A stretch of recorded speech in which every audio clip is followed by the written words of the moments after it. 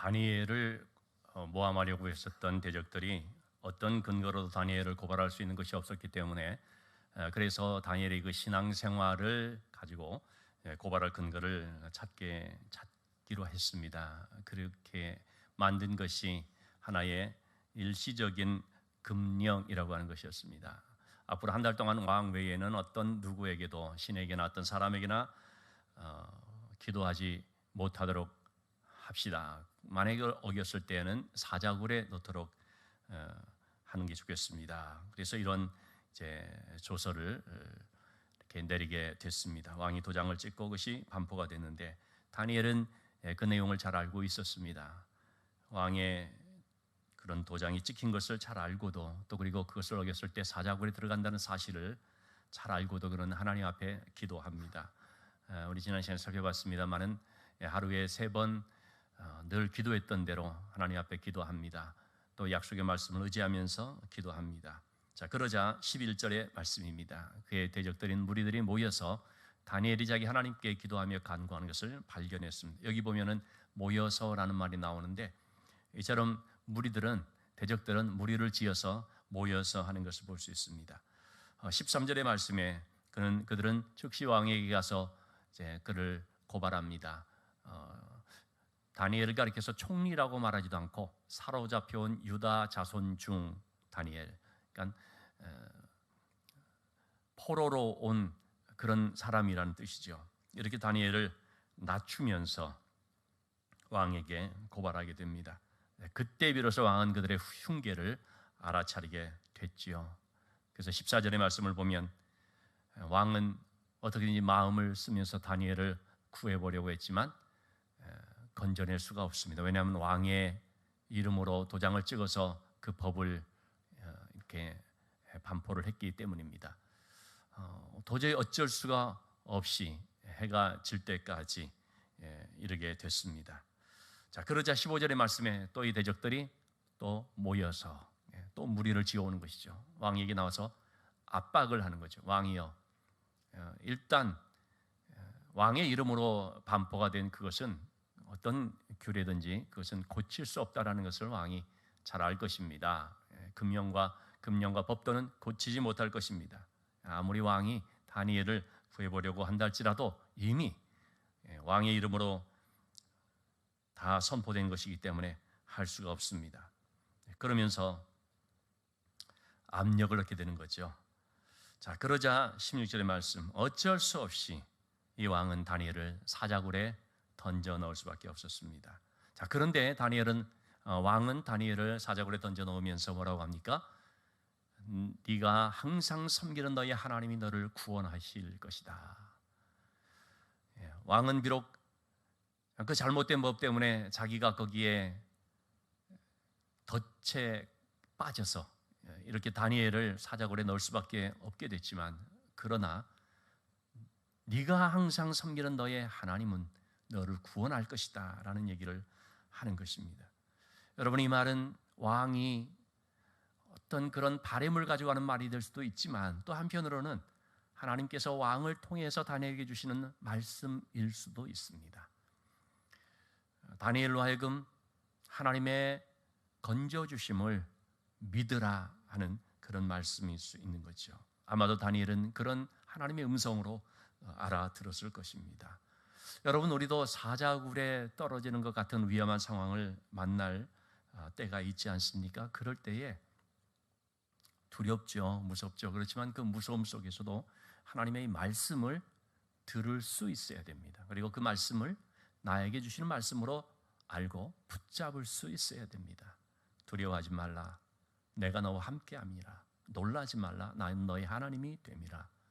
나의 오른손으로 너를 붙들리라 하는 이런 하나님의 말씀들을 어떤 상황에서도 안심하라, 내니 두려워 말라 하시는 이러한 하나님의 말씀, 또 주님의 음성, 성경을 통하여 들려주시는 성령의 음성을 우리는 들을 수 있어야 됩니다. 자, 대적들은 17절의 말씀입니다. 돌을 굴려다가 어귀를 막으면서 거기에 왕의 도장으로 봉합니다. 누구도 건들지 못하도록 완전히 그 무덤을 봉해버리는 것입니다. 도장을 딱 찍으면 어떻게 됩니까? 이제는 누구도 이거를 만질 수가 없죠. 우리가 편지를 보낼 때 봉하게 되면은 누구도 그걸 뜯으면 안 되는 것이죠. 자, 이렇게 아무리 왕이라도 그걸 건들 수 없도록 조치를 취해버리는 것입니다. 여러분, 마태복음 27장 60절의 말씀을 보면 주님이 십자가에서 죽으시고 무덤으로 내려갔지 않습니까? 근데 그 무덤에 주님이 묻히신 그 무덤의 문을 큰 돌로 이제 막지 않습니까? 막고 그 거기에 도장을 딱 찍어서 봉해서 아무도 돌을 건들지 못하고 무덤에 들어가지 못하도록 하는 그런 일들이 있었죠. 이처럼 다니엘을 사자굴 속에 넣고 그리고 다니엘도 빠져나오지 못하도록 또 그 굴 안으로 누가 다니엘을 구하러 들어가지도 못하도록 딱 막아놓은 것입니다. 자, 그런데 여러분, 사람은 막아도 하나님은 그 안에서 역사합니다.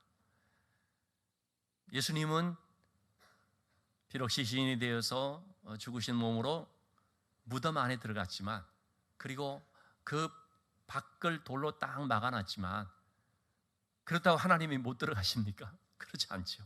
하나님은 그 안에서 역사하는 거죠. 다니엘을 사자굴에 집어넣고 그 굴 입구를 딱 막았지만 그러면 사람은 못 들어가겠죠. 아무도 못 들어가느냐? 그렇지 않습니다. 하나님은 그 안에서 역사하는 것입니다. 그래서 여러분, 우리는 알아야 됩니다. 사람이 아무리 막으려고 해도 하나님이 하시면 막을 수가 없다. 하나님이 하시면 이루어진다 하는 것입니다. 자, 이렇게 막아놓고 왕은 이제 어떻게 합니까? 18절의 말씀에 밤새도록 금식하고 오락을 그치도록 하고 잠자기도 마다하고 너무나 다니엘에 대한 이 마음으로 인해서 왕은 그 밤을 그냥 꼬박 세웠다고 볼 수 있지요. 그리고 19절 말씀에 새벽이 돼서 밤이 지나가기를 기다렸다가 드디어 새벽이 되었을 때 급히 일어나 이 왕이 사자굴로 갑니다. 마치 예수님께서 무덤에 묻히시고 난 뒤 안식 후 첫날, 하룻밤이 이렇게 지나고 안식 후 첫날이 딱 되었을 때, 안식일 날은 아무도 못 가니까요. 안식 후 첫날 딱 되었을 때 막달라 마리아를 비롯한 여인들이 어떤 향품들을 들고서 무덤 문을 향하여 나간 것처럼 그 새벽에 이렇게 아주 그냥 부렇게 이렇게 간 것처럼 왕도 아마 그런 것 같습니다. 막달라 마리아를 비롯한 여인들이 갔을 때 어떻게 됐습니까? 무덤의 문이 열려지고 주님이 부활하셨죠. 그처럼 다니엘이 부활한 건 아니지만 다니엘이 그 사자굴 속에 들어가고 문은 닫혀져 있는 상태였는데 왕이 급히 일어나 새벽에 가서 그 이제 안을 이제 보게 되었죠. 19절의 말씀입니다. 새벽에 일어나 급히 일어나서 사자굴로 가까이 가서 슬피 소리질러 물었습니다.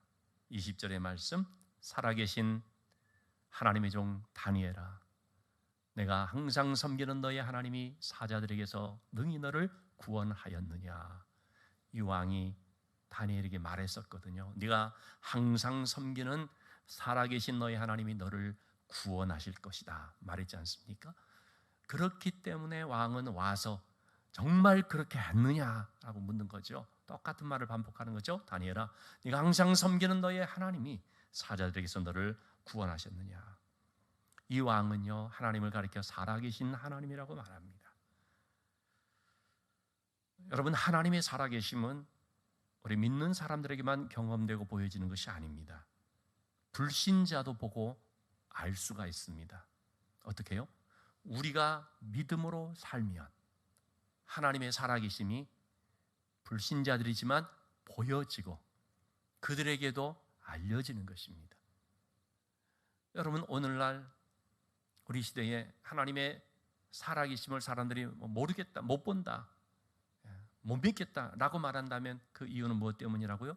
우리가 믿음으로 살지 않기 때문이라는 것이죠. 내 삶의 현장에서 믿음으로 살 때에 여러분 항상 믿으면 하나님의 영광이 나타납니다.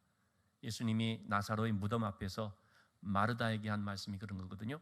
네가 믿느냐? 믿으면 하나님의 영광을 보리라 했지 않느냐? 여러분, 믿으면 하나님의 영광이 나타납니다. 물이 포도주로 변하는 가나 혼인잔치에서도요, 이 하인들이 믿음으로 순종하자 어떻게 됩니까? 물이 포도주로 변화되는 역사가 나타나죠. 그래서 요한복음 2장 그 사건, 그 혼인잔치 기사를 이제 소개하는 끝부분에서 그렇게 말하죠. 제자들이 그때 예수님의 역사를 믿고 하나님의 영광을 봤다라고 말하거든요. 그러니까 항상 여러분, 우리의 삶에서요, 하나님을 신뢰하고 믿으면요, 하나님의 영광이 나타나는데, 이 하나님의 영광이 나타난다는 표현이 뭐냐? 하나님의 살아계심이 나타난다는 것입니다. 우리가 정말 믿음으로 살면 주변에 있는 사람들이 너희 하나님은 정말 살아계시다라고 말하게 된다는 것입니다. 너를 보니까 하나님은 진짜 살아계시다라고 그들이 증거하게 된다는 것입니다. 다니엘이 믿음으로 살았기 때문에 불신자인 이 왕이 다니엘을 통해서 너희의 하나님은 살아계시다라고 고백하는 것입니다. 여러분, 그런 점에서 우리가 우리의 삶에서 믿음으로 산다는 것이 얼마나 중요한 의미를 갖는지를 알 수 있습니다. 살아계신다라고 말하는 것은 단순히 존재한다는 것이 아닙니다. 하나님께서 함께 하시고 보호해 주시며 지켜주신다는 것을 말합니다. 그래서 우리는 항상 하나님의 살아계심을 믿는데 단순히 그냥 존재하는 것이 아니라 그 하나님은 나와 함께 하시며 나를 지켜주시며 내 삶을 반드시 인도해 주신다 하는 그것을 믿어야 됩니다. 자, 하나님께서는 다니엘에게 어떻게 역사를 해주셨는가? 한 세 가지 면에서 살펴볼 수 있겠습니다. 첫째는 다니엘에게 미리 준비해 주셨습니다. 22절의 말씀입니다. 다니엘이 말하죠. 왕이여, 나의 하나님이 이미 그의 천사를 보내어서 사자들의 입을 봉하셔서 사자들이 나를 상하지 못하게 했습니다. 하나님께서 이미 천사들을 보내셨다는 것입니다. 내가 사자굴에 들어가기 전에 하나님은 먼저 그의 천사들을 보내주셨다는 말이죠. 그래서 어떻게 했습니까? 사자들을 입을 봉해 주셨습니다. 여러분, 여기서 사자들은요, 다니엘이 들어갔는데도 그냥 가만히 건들지 않고 놔두는 배부른 사자요, 온순하고 길들여진 그런 사자가 아닙니다. 24절의 말씀을 보면 다니엘의 대적들이 사자굴로 던져지게 되는데, 그런데 그들이 바닥에 닿기도 전에 어떻게 했습니까? 사자들이 곧 그들을 움켜서 그 뼈까지도 부서뜨렸다고 했지 않습니까? 이 사자들은 굶주린 사자였고요, 사나운 아주 맹렬한 그런 사자들이었던 것이죠. 그럼 다니엘은 왜 그냥 가만히 놔뒀었느냐? 하나님이 사자의 입을 봉하셨기 때문입니다. 하나님은요, 사자들을 주관해 주십니다. 입을 열게도 하시고 봉하기도 하십니다. 사자만 주관하시겠습니까? 만물을 주관하시죠. 이사야서 11장 6절 9절의 말씀에 보면 하나님의 때에 하나님의 나라의 어떤 그 환상과 같은 얘기들을 소개해 주지 않습니까? 그때는 참 이 사나운 그런 어떤 야생 짐승들인데 서로 사이좋게 이렇게 지내는, 내 거룩한 산 모든 곳에서 해됨도 없고 상함도 없을 것이라. 하나님께서 역사하시면 해됨이 없고 상함이 없도록 다 하나님이 조치를 해주신다는 말씀이죠. 우리가 하나님의 다스림을 받는 삶이 될 때에 하나님께서는 우리의 삶에 해를 받을 만한 것임에도 해가 되지 않게 해주시고, 우리에게 상처가 될 만한 것인데도 우리가 그것이 우리를 상하지 못하게끔 역사해 주시는 것을 볼 수 있습니다. 자, 하나님께서 또 다니엘에게 행하신 것 두 번째는 무죄를 증명해 줬습니다. 내 무죄함이 그 앞에 명백함입니다. 누가 잘못했는지 명백하게 밝혀진 것이지요. 다니엘이 잘못한 것이 아니라 다니엘의 대적들이 모함한 것이었음이 드러나게 되는 것입니다. 여러분, 요셉이 누명을 쓰고 감옥에 갔지 않습니까? 요셉은 그 억울함을 가지고 항변하고 그걸로 어떻게든지 자기의 결백을 호소하고자 하면서 그렇게 하지는 않았습니다. 우리가 성경을 잘 보면 아는 것처럼 요셉은 어떻게 했습니까? 하나님께서 때가 되면 나의 결백을 분명히 밝혀주실 것을 믿고 하나님께 맡기고 기다린 것이지요. 왜 그랬을까요? 하나님이 하시니까. 내가 지금 굳이 이렇게 막 항변하면서 하지 않더라도 하나님은 하시니까.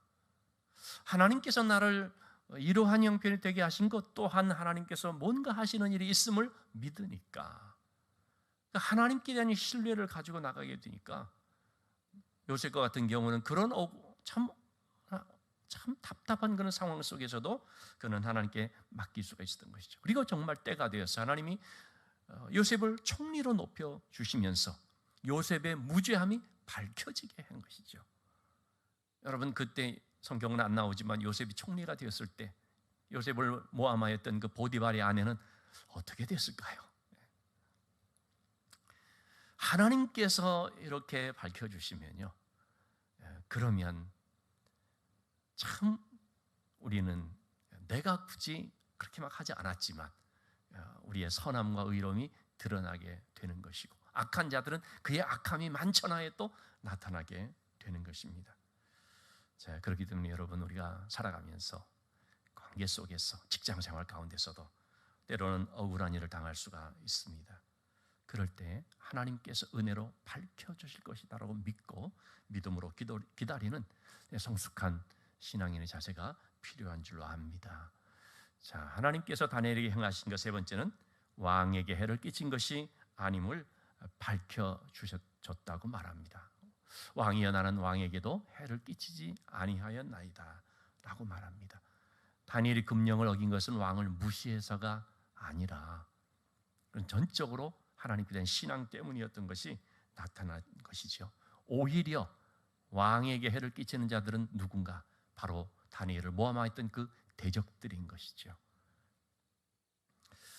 그 사람들은 나라의 손해가 되건 어떻건 자기 이익만 된다 그러면 무슨 짓이든지 할 수 있다고 하는 사람들이죠. 오늘날 여러분 살아가는 이 세상 가운데서도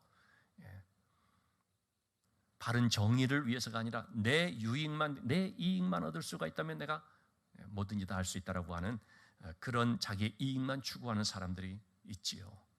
여러분, 우리 신앙인들은 그렇게 돼서는 안 됩니다. 간혹 신앙 생활을 한다고 하는데 그런 일로 구설수에 오르는 경우들을 우리가 어떤 기사를 통해서나 이렇게 볼 때가 있거든요. 참 안타깝죠. 그건 결코 신앙인의 모습이 아니기 때문입니다. 자기 이익만 추구하며 사는 사람들, 그건 세상 속에 있는 사람들입니다. 우리는 먼저 그의 나라와 의를 구하는 하나님의 뜻이 무엇인지, 은혜가 무엇인지, 남을 돕고 유익하게 하는 것이 무엇인지 이것을 구하는 자가 돼야 되죠. 그런 사람이 바로 선한 영향을 끼치는 삶이라고 하겠습니다. 자, 굴에서 올라온 다니엘이 어떻게 됐습니까? 23절에 보니까 몸이 조금도 상하지 않았다고 했습니다. 사자굴에 떨어졌는데요, 아무 상처가 없는 것입니다.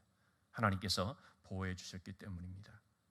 죽음의 자리로 보였던 사자굴이었지만 그것은 오히려 하나님의 임재를 경험하는 곳이 되었고 하나님의 특별한 손길을 체험하는 장소가 됐습니다. 때로는 여러분, 우리가 그런 사자굴을 만날 때가 있거든요. 나는 거기 가면 정말 힘들 거야, 거기 가면 죽을 거야 라고 생각되는 어떤 그런 자리에 처할 때가 있지 않습니까? 그런데 여러분, 그곳이 나를 좌절시키고 나를 무섭게 하고 고통스럽게 하고 패배시키는 자리가 아니라 하나님의 임재를 경험하고 하나님의 은혜를 체험하는 장소가 될 수 있다는 사실을 기억하시기 바랍니다. 저 같은 경우에는요, 군대 생활이 그랬던 것 같아요.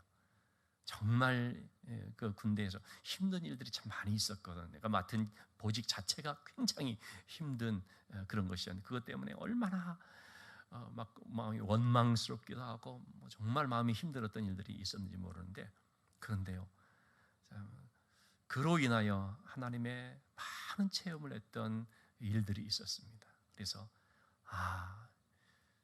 이것은 나를 패배시키는 자리가 아니라 오히려 하나님의 은혜를 경험하게 하는 자리로구나. 왜 하나님이 이런 환경 속으로 나를 인도해 주셨는지 보니까 하나님께서 나와 함께 하신다는, 내가 너와 함께 한다는 이 사실을 아주 깊이 경험할 수 있도록 하는 것이었구나 하는 그런 일들이 있었습니다. 여러분, 그런 은혜를 누리려면 우리가 어떻게 해야 됩니까? 자기의 하나님을 믿어야 됩니다. 다니엘은 그랬던 것입니다. 그가 조금도 상함이 없었던 이유는 자기의 하나님을 믿음이었더라. 여러분, 여기서 말하는 믿음이라는 것은 내가 사자굴에 들어가도 죽지 않는다라는 그런 믿음이 아닙니다. 자주 말씀을 드리지만 이 믿음은 하나님의 주권을 믿는 믿음입니다. 죽을 수도 있지요. 여러분, 많은 사람들이 순교를 했습니다. 잘못된 것입니까? 그렇지 않습니다. 사자굴에서 순교를 하기도 하고 로마의 원형 경기장에서 짐승에게 찢겨 죽기도 하고 하나님은 지켜주실 것이라고 생각했는데 그렇지 않고 그냥 죽음으로 끝나는 경우들도 있을 수가 있습니다. 그러면은 잘못 믿은 것입니까? 그렇지가 않죠. 하나님께서 어떻게 하시든지 내 모든 삶은 하나님의 주관하심을 믿습니다라고 하는 것이 믿음입니다.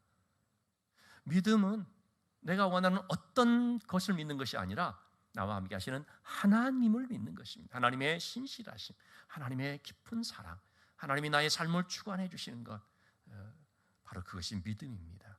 2006년도에 우크라이나 키예브 동물원에서 어떤 한 남자가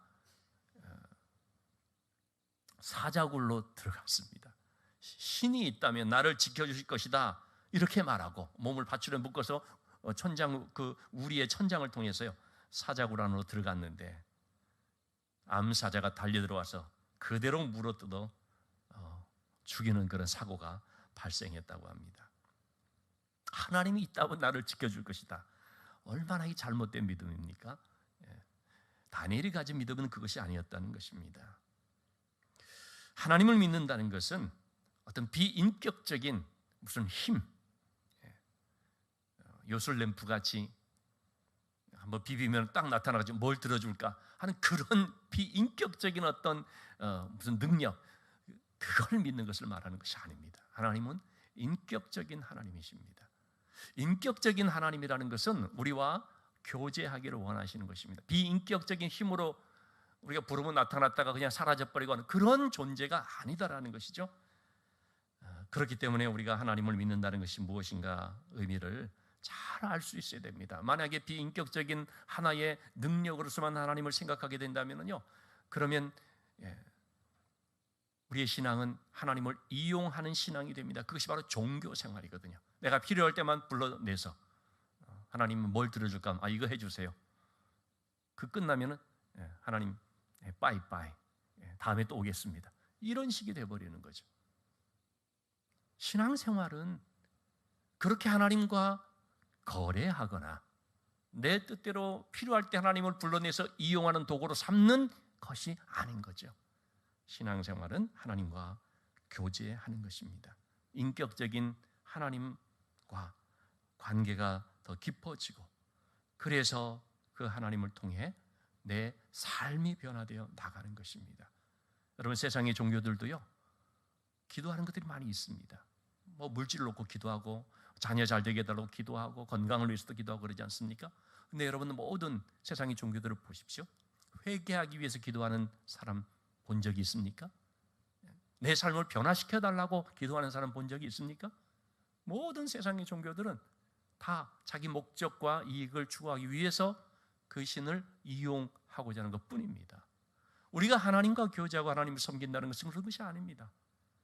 하나님과의 만남을 통해서 내가 변화되고 내가 하나님의 뜻 가운데 쓰임받는 삶을 살게 되어지는 것, 이런 것이 바로 하나님과의 교제, 즉 신앙생활이라고 할 수 있습니다.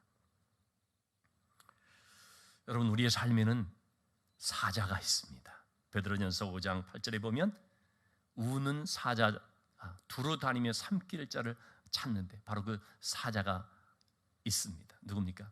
사탄입니다. 사탄은 하나님의 자녀들을 어떻게든지 넘어뜨리기 위해서 우는 사자처럼, 굶주린 사자처럼 두루 다니는 거죠.